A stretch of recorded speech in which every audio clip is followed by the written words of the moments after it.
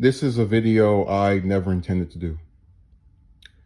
Wikipedia, as most people are probably aware, is a website where anyone can edit almost any article on the site. It was created in 2001 by Jimmy Wales when I was 3 years old. It's supposed to be this community-based project that seeks to benefit from the number of people trying to aid in the knowledge that one can accumulate through reading the site.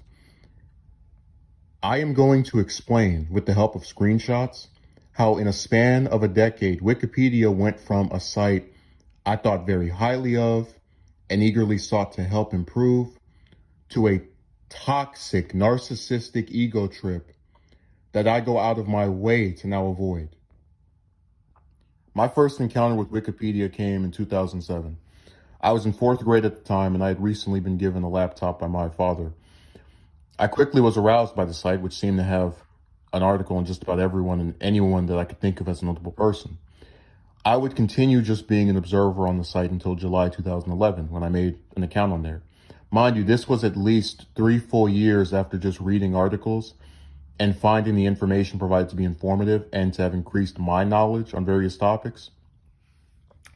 I saw my registering as an active user on the site as me giving back to it, that just as others had volunteered to add content to Wikipedia, I could do the same. Between 2011 to early 2015, I seldom remember having issues with other users on the site. The most I got in trouble for was uploading images that were not public domain. This will be a recurring theme of the video. If I violate a rule set by the site, I'm man enough to admit my wrongdoing. So they were within their right to remove the pictures. Keep in mind that the maximum age I was by the time I'd uploaded my final image on Wikipedia was 17. So in my defense, I consider a learning curve. And the fact that years went by without me violating this policy again while still being an active user should demonstrate that I had learned. In the latter part of 2015, an article I had heavily edited was hit with a "to detail" tag. And that tag read in part, "This article may contain an excessive amount of intricate detail that may interest only a specific audience.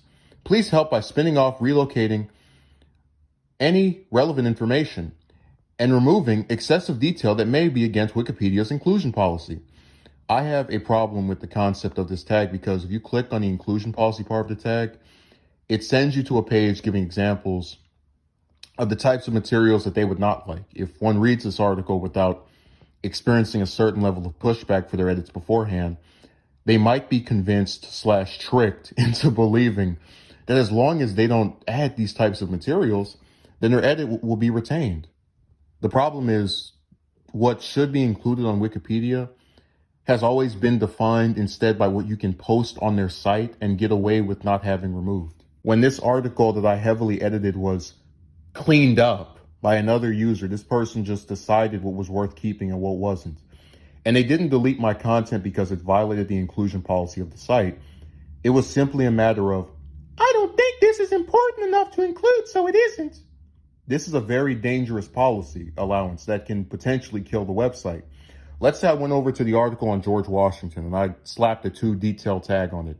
Now that tag can sit up there while I gather several like-minded users to silence other opinions or muzzle them from having an influence in the final product as we delete paragraphs worth of material because we don't think this is important enough to include, so it isn't. Any article on Wikipedia that is very large, 200,000 bytes or more, probably, as the tag would say, contains an excessive amount of intricate detail that may interest only a particular audience. Take John Cena's article, for example. It currently is over 230,000 bytes, which puts it amongst the highest bytes/largest articles on the site. Let's say it was reduced to 100,000 bytes, cut in more than half in this hypothetical. If someone doesn't have an interest in wrestling or rapping, they're probably not going to read the article. But it's not because it has an excessive amount of detail. It's because for the most part, wrestling fans write and read the wrestling articles, just as fans of politics write and read the political articles.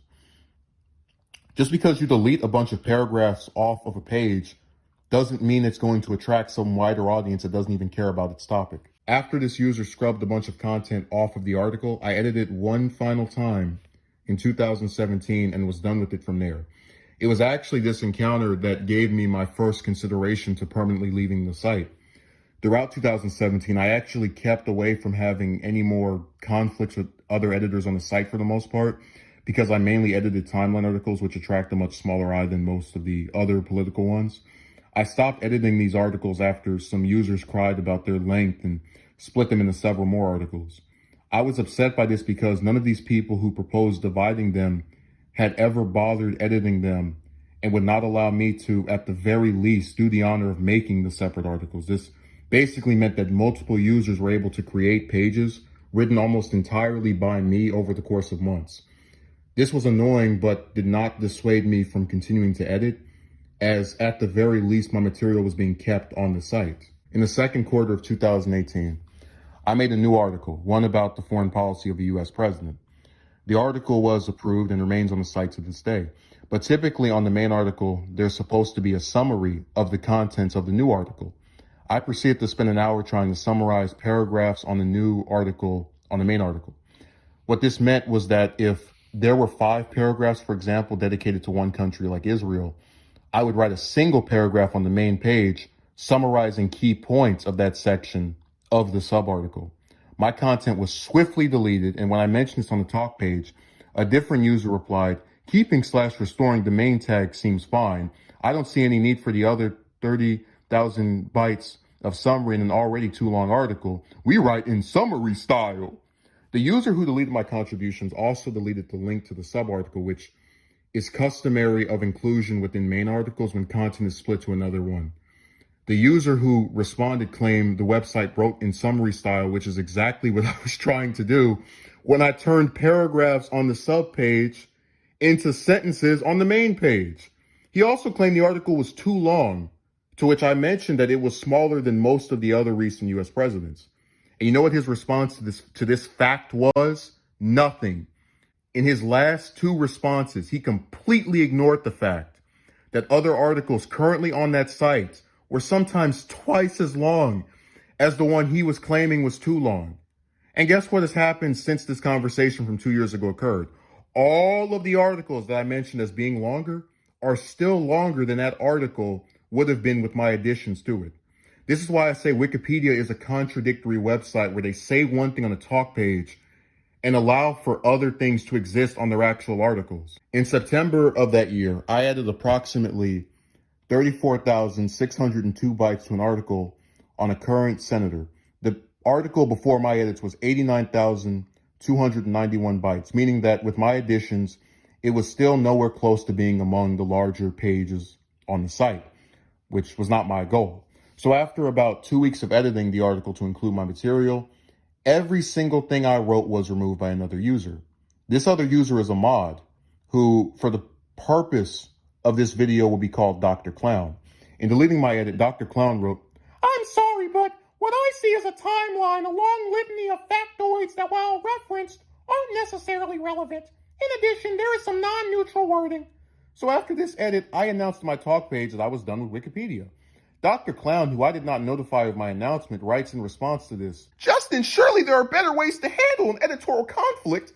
I'm sorry you feel this way, but at the same time, if you basically increase the size of an article by 30% without much explanation, and if it looks like you're adding are all single paragraphs citing single facts, positions, whatever, and nowhere does one see an overarching idea of why those individual things matter if, in other words, you turn articles into timelines and give no rationale for inclusion besides basic verifiability, you can expect others to take issue with that."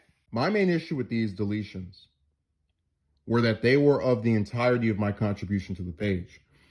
You are not going to convince me under any circumstance that every single thing I wrote was a long litany of factoids that weren't worth including. And that was why this encounter was as memorable as it was for me, because at no point, with the exception of the incident right before this one from the same year, did I ever add so much material to something and have it all scrubbed off with BS reasoning. Surely there are better ways to handle an editorial conflict. What? Am I supposed to continue trying to contribute to this site after having my additions so blatantly pushed away? Notice he wrote that my contributions appeared to him to be a timeline. This is probably the most obnoxious, overused characterization of my edits I have seen out of any of the commentary on the part of my detractors. It's obnoxious because it's another attempt by Dr. Clown and the rest of the Wiki crew to trick you into thinking their site is not filled with timelines. Let's take the Barack Obama article. I'm only using this one because it's a featured article, so it's apparently supposed to be how well the site expects you to write a page. It starts with information about where he was born. It follows information about where he went to school, which is then followed by information about when he ran for office for the first time, and then lists information about his actions in that office and the subsequent ones in chronological order of when they occurred. Let's pick a random section. War in Iraq. It starts with information from 2009. Then you see a little blurb about 2010, then 2011, then 2014. And even that's broken up into several months. And finally, 2015. Well, I'll be damned. They put the information in order of when it happened. I don't see any of these Wikipedia aficionados deleting information off of this article for being in order of when it happened. So I guess I'm the only user banned from adding information in order of when it happened and not being accused of adding a timeline. After responding to Dr. Clown on my own talk page, I sent him a message on his talk page, which he deleted. Of course, that didn't stop me from copying it and placing it on my talk page so that it wouldn't be hidden in the edit history of his page. I find it ironic that someone who came to my talk page to spout claims about there being better ways to handle an editorial conflict would delete my response. So he can write on my page, but I can't write on his. After this mass deletion, I left the site for a few days, came back, continued editing. In April 2019, I had made several additions to both a congressman that I really liked and a senator that I liked. Late into the month, some of my contributions to the congressman's page and all of my recent contributions to the senator's page were deleted. And they were deleted by Dr. Clown on the same day. If this isn't a clear case of stalking, I don't know what is. I went and checked through the edit histories of both pages, which allows you to see both when and who edited the articles. And Dr. Clown was nowhere to be seen until his reverts of my edits. This means that he did not edit either of those pages until seeing me edit them and deciding that my contributions were not good enough. In one of his deletion summaries, Dr. Clown wrote, "Totally excessive commentary. There is no encyclopedic value in reporting all his comments in such detail." After I reinstated my edit and he deleted it again, he wrote, "Yes, and more. Source is not a sufficient reason for inclusion. Note also that at least some of the material has primary sourcing, meaning it's the Wikipedia's editor's opinion that this news is of encyclopedic value. It is not." Primary sourcing is when you cite a source close to the subject. So it's the equivalent of writing an article on me and using my YouTube videos as sources. But this goes back to what I was talking about and how Dr. Clown would write an edit summary that was contradictory in his actions. He deleted it the first time under the claim that it was totally excessive commentary. If it's excessive, that theoretically means you support keeping some of it, as opposed to what Dr. Clown actually did, which was delete all of it. And if sourced isn't a good enough reason for something to be kept, then what is? That it passed Dr. Clown's ambiguous test of what should be kept? We're almost done here. I just want to point out that I went and looked at all the edits since his reverts of my contributions, and he has currently edited neither article since deleting my material. So other people can add content to those pages, which they have done in the years since this incident happened.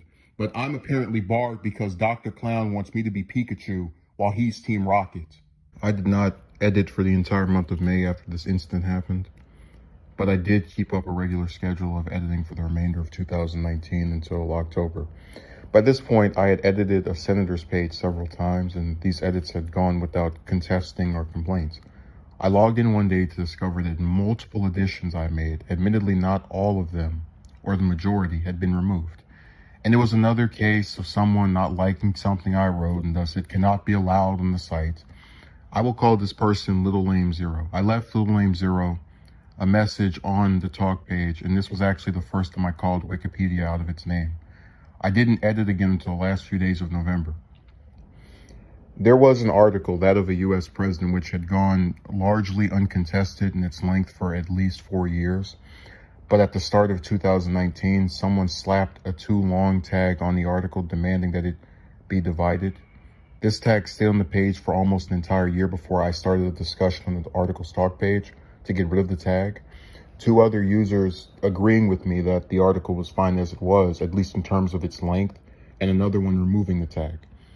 Within 2 days of the tag getting removed, another user, one who did not participate in the discussion that resulted in a consensus that the page was fine as it was, deleted 60,000 bytes of content with the explanation that he was shifting them to sub-articles. This user will go by the name of Ho in his 60s. Ho in his 60s had previously edited another article of a president that I personally liked with the same modus operandi, deleting some large portion of the page's content and putting them on a sub-article. I mentioned previously creating a sub-article in the past, so one might question why I would oppose something like this. Allow me to illustrate my reasoning. Let's say on the Justin Dissinger Wikipedia page, there's 200,000 bytes of content, which would make my article among the larger ones on the site, but still nowhere near the size of articles such as Obama or Trump, which are over 300,000 bytes, and not having anyone purge tens of thousands of bytes from them. Someone comes on the article and sticks a too long tag on it. You respond by saying that's BS because Justin's article is still nowhere near the length of multiple other people on this site, which allows for people to have pages in the 300,000s and get 2 other people to agree with taking down the tag. Then out of the blue, some editor that did not participate in discussions deletes 60,000 bytes of material and puts them on other articles about Justin Dissinger. It would be weird because 1, his page is nowhere near the max size of other people with articles on the site, and 2, you just got through having a discussion that emerged in favor of retaining the page as it currently is. The other reason I don't like sub-articles all that much is because people usually don't read them. The main Justin Dissinger article would get much more traffic than the political positions of Justin Dissinger or the foreign policy of Justin Dissinger or the early life and career of Justin Dissinger or the public image of Justin Dissinger or the electoral history of Justin Dissinger. The only time I support making another article about some portion of a person's life is if the section on it in the main article becomes either almost as long or longer than the rest of the material there. I reverted his edit due to it completely ignoring the conversation that I and 2 other editors had in which we agreed to keep the article the way it was. Later on, after he got through doing what I'm about to describe, Ho in his 60s claimed that he thought the 3 of us only agreed to remove the tag on top of the page, saying it was too long, even though we literally have proof that in our conversation we agreed the article was fine as it was. So he was basically playing dumb to make his decision to ignore the consensus he declined to participate in seem like a genuine avenue of confusion. Ho in his 60s defended his mass deletion by claiming the article was too long, even though it, at 210,000 bytes, was smaller than multiple other articles about U.S. presidents. And in a personal attack on me, wrote that he would like to note that I fundamentally disagree with pretty much everything you do on Wikipedia. Your raison d'etre seems to be to add irrelevant material completely devoid of any long-term significance, and you seem to add pretty much anything you find via a Google search. This leads to bloated articles that provide little understanding of the subject at hand, lack important information, and are closer to timelines than they are to actual encyclopedic articles. By contrast, my recent edits have been based on academic works written by authors who studied their subject for months or years, have access to far more relevant material than you or I do, and have had their work published by high-quality publishers. These works naturally have a better understanding of the meaning and long-term significance of the subject's actions. When I read this response, I was fairly annoyed. When he wrote that I add irrelevant material completely devoid of any long-term significance, it's another example of users on this website citing their opinion as the word of gospel. I don't like your edit, so it's not going to mean anything in the long run because I have a crystal ball and know what is going to have a long-term value. When he wrote that my edits lead to bloated articles that provide little real understanding of the subject at hand, lack important information, and are closer to timelines than they are to actual encyclopedic articles, It's just more elitist commentary. I have never written an article by myself that was longer than the longest pages on the site, which theoretically would be the top candidates for examples of bloated articles. And notice Ho is using the same word as Dr. Clown. Timeline. I responded by pointing out that most current politicians, which were the main articles I contributed to, did not have books written about them, just as most people don't.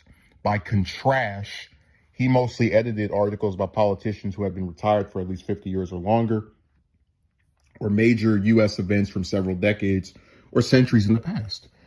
This means there's a higher chance of these events and people that have been around longer having academic works written by authors who studied their subject for months or years than current events or contemporary politicians. This was a disingenuous comparison meant to demean me as an editor. After I responded with these points, Ho in his 60s claimed, "The things you had are largely news reports lacking in long-term notability," and conceded that it was harder to determine notability for current politicians, though claimed that my system of editing was, "Hey, I found this on the internet somewhere, I'm going to add it to Wikipedia." When I read this, I realized that this was no longer a discussion about improving the article, and messaged one of the two users who had discussed keeping the page the same length as it had been. This user subsequently rejoined discussions about the article on its talk page, and with that, I thought I was done conversing with Ho in his 60s. After all, he had succeeded in telling me about how my edits were so unimportant and just Google searches, so surely he wouldn't need to write anything else, right? You're seeing correctly. Ho in his 60s followed me to my talk page to start a new claim. "Did I fundamentally misunderstand what Wikipedia is supposed to be?" He claimed that the website is an encyclopedia that is supposed to provide a comprehensive but concise summary of the topic and is not an indiscriminate collection of news reports documenting every single public comment ever made by the subject. He claimed that I filled two articles with inconsequential comments and actions, and then got upset when other editors objected. One of the points relating to sub-articles is that they're supposed to go more into detail about the topic. Let's say on this imaginary Justin Dissinger article, there are 11 paragraphs about my views on romance. Someone can say that this is not concise and therefore make a romantic views of Justin Dissinger article where they move the 11 paragraphs while replacing them with two on my main article. This would mean that someone could have the option to read more detail about my views on the sub-article. My point in this example is that Ho is trying to pretend that Wikipedia does not have large sections on their various pages that may not be considered by some to be concise, but are still considered comprehensive enough for inclusion that you can't always explain the key points of a topic in a single sentence or paragraph. Ho accused me of getting upset over other editors objecting to my contributions when he literally wrote multiple paragraphs deriding my edits only after I reverted one of his. I'm not saying I didn't get angry when my edits were reverted, but I am saying that Ho has proof of exhibiting a similar response based on his comments following the same fate occurring to his contributions. And it's fine to not like when your edits get deleted because nobody likes working on a page just for that work to get thrown out the window because someone else decides it's not good enough. We're not robots, so we have emotions, and I wish that Ho, in typing his novel on my talk page, would have realized that. In his next message, he accused me of bloating loads of pages and claimed that Little Lame Zero was more than justified in removing some of the things I had added to the article. When he writes that I bloated pages, it's just another ambiguous derision of my contributions to the site.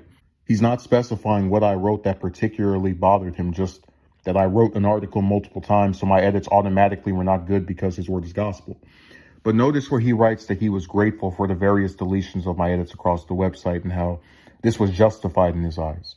If we are to assume that his editing philosophy is that edits are automatically bad when someone else deletes them, then that would mean that the edits of mine that have stayed up are automatically good, and that his edits to the article that I reverted were automatically bad, because I, as another editor, objected to it.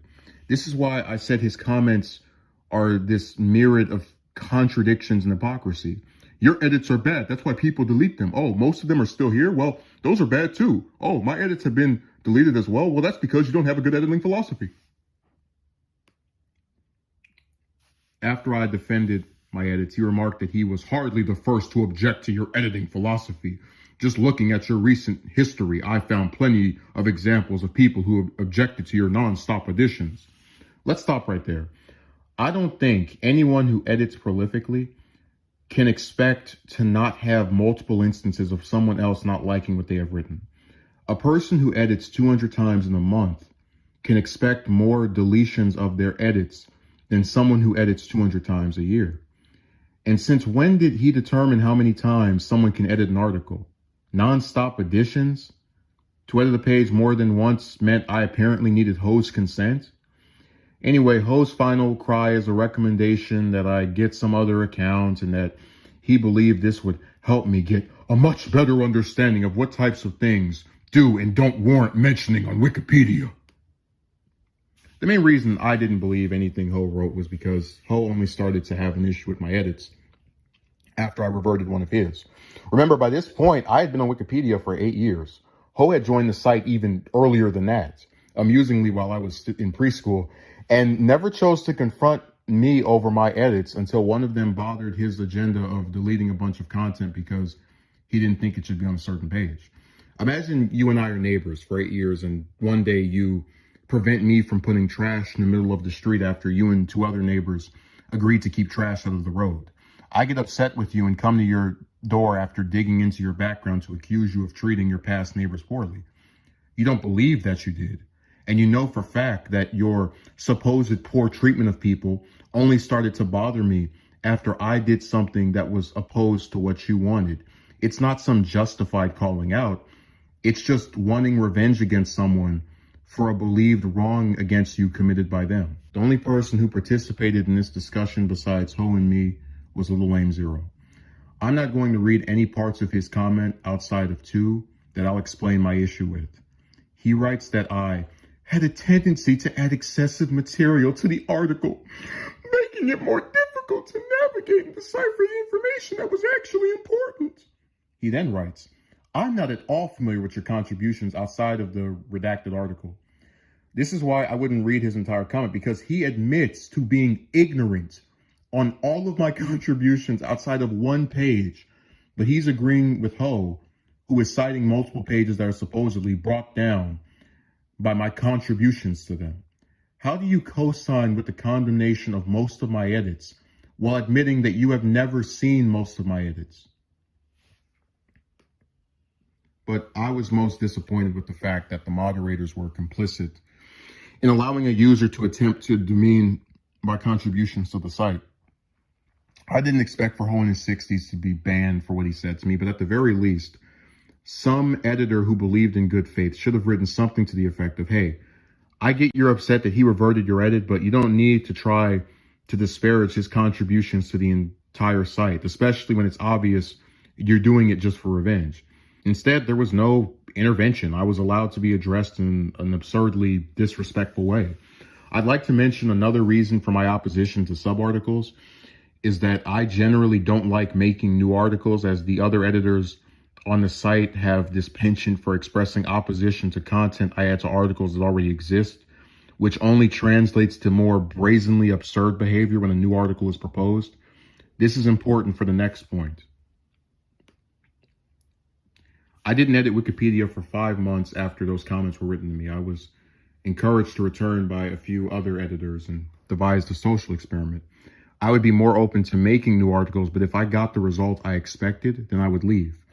I made 3 articles in 2 weeks. The first one was approved by a moderator and then deleted the next day by Dr. Clown. And he sang the same song of the content not being notable, calling the article another one of these useless splits. While the content may be sourced, the entirety of it has no encyclopedic value.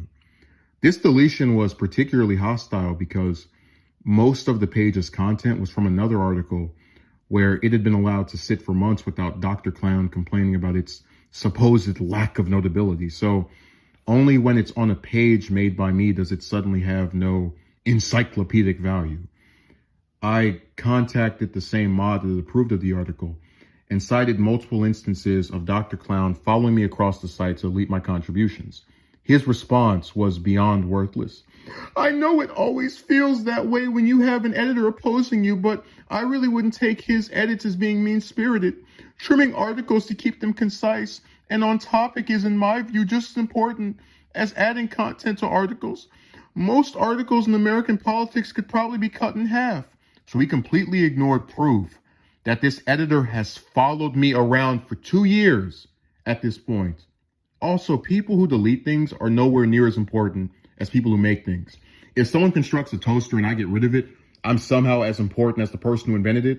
The second article I made was initially left alone for several days. The third article I made was created after I spent several days compiling material for the page. It was nominated for deletion within minutes of me making it. The user claimed it was an attempt at a promotion page, even though the site had over 20 other articles just like it at the time of its creation that were not being contested for deletion. The first user to object to my new page, after posting a comment, went through my edits and effectively deleted the second article I made. He did this on the premise that I didn't get consensus to make the new article, despite this not being a requirement of the site when making a new article. When I realized that every single article I had made since returning had an attempt by the clowns on that site to get rid of it, I posted a comment explaining why I made the second article and wrote of my intent to take my talents elsewhere. And thus far, I have not presently edited on Wikipedia since leaving that comment. There is a YouTube user who says things that people do not like, and because he says things that people do not like, some people have engaged in revealing his personal information, accusing him and his mother of being scammers, calling his mother's phone so often that she had to get her number enabled to only deliver outgoing calls, accusing him of molesting his children despite neither the children or their mothers ever saying anything in support of these claims, and threatening to kill him on multiple occasions. Just as I have not personally seen a YouTuber treated worse than this, I have not personally seen a Wikipedia user treated worse than myself. I spent 8 years as an active Wikipedia user from 2011 to 2019, and it was never perfect. There were times where my edits got reverted or some picture I put up got deleted. But there was only ever an increasing hostility, an unbridled desire to make it appear that I was hurting the site by contributing to it around 2015 and beyond. The way I was treated by various members of the site in the second half of my tenure there was the equivalent of how the WWE treats Chris Benoit, or how Bret Hart was treated during the Montreal Screwjob. I never left the site because random people reverted my edits. I left the site because I was stalked by one user for 2 years and harassed by another one for over a week who tried to pretend I was Wikipedia's cancer. I edited on that site for free, so I didn't get paid to placate pricks, meaning that once they started talking crazy and I had to choose between putting up with their lies while doing a thankless job or keeping myself away from overtly mean-spirited acts, I chose the latter. In conclusion, Wikipedia has a good idea behind it, but awful people running it that have transformed what was supposed to be a friendly encyclopedia of volunteers into a toxic, hypocritical, egotistical echo chamber that's only allowed to get away with the way site members treat each other due to it being the only large free online encyclopedia. It is to free information what YouTube is to video sharing websites.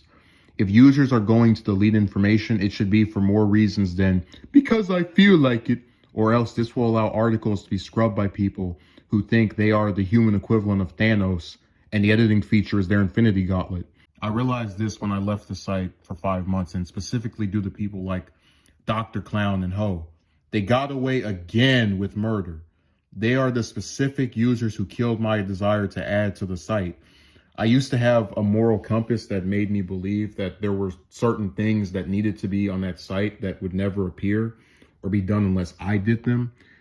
This allowed me to put up with sometimes mass removals of my content and very nasty descriptions of the reason for being opposed to my additions. But when I felt that the site as a whole committed a sin this past November by allowing a user to disparage most of what I had done for the site with repeated contradictions and argumentation and very obvious anti-Justin bias, I just couldn't put up with it anymore. I hope that Wikipedia users learn how to treat people on their site, especially ones like myself that always try to add information, and that it is realized that I was not a negative force on the site by contributing, despite what some of the scum may tell you.